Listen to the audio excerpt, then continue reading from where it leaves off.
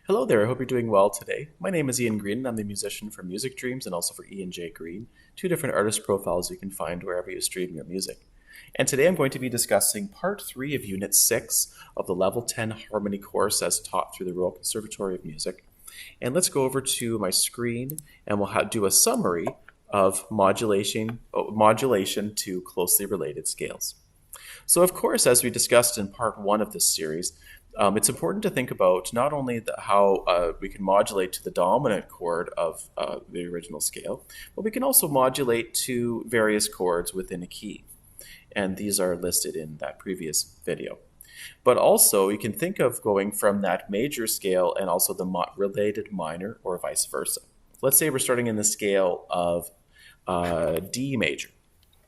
And we want to think about the key of D major. The fourth note of the scale is G, and the fifth note of the scale, or the dominant, is A.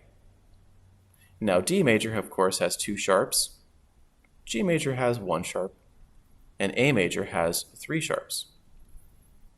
So you could go to any of these keys as closely related. B minor is closely related because it's the related minor scale to the key of D major. G major is one sharp fewer, so just a key signature of F sharp, and also the related minor scale of E minor fits that same key signature.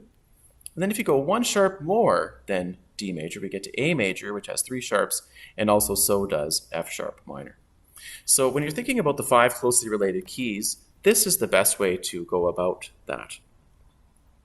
Now, the 3 steps to modulation as well are to establish the home key first with at least one cadence or dominant function chord to resolve to a tonic function chord so that you really establish that original key. Then you want to choose a pivot chord when you see the music going into a new scale. And the pivot chord you choose should be one that is a strong chord in the original key and also in the new key that you're going to be going to.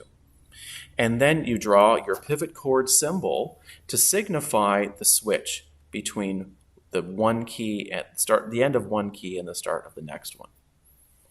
And the best pivot chords to use are the tonic and predominant chords of the new key. So in other words, you could use the tonic chord, the subdominant chord, the dominant chord, or the supertonic chord, the second chord of the scale. Those are the strongest. It is also possible to modulate without a pivot chord when introducing a new section to a piece, especially in a chorale, a Bach chorale. You'll see a fermata where we end in one key and then he'll write something completely new in a new key without any pivot chords. That's a totally normal occurrence and an idiomatic or a stylistic thing that Mr. Bach did.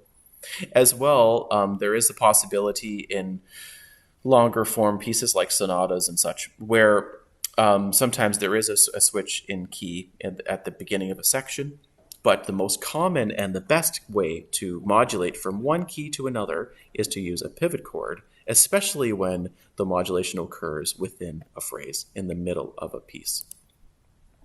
I do hope that this tutorial was helpful. All the best as you continue your studying, and I look forward to seeing any comments you want to raise, or if you have specific questions, always feel free to ask. I'm always happy to help. Thanks again for watching. If you have a chance to check out other tutorials, feel free to do so, and we'll see you next time. Bye for now.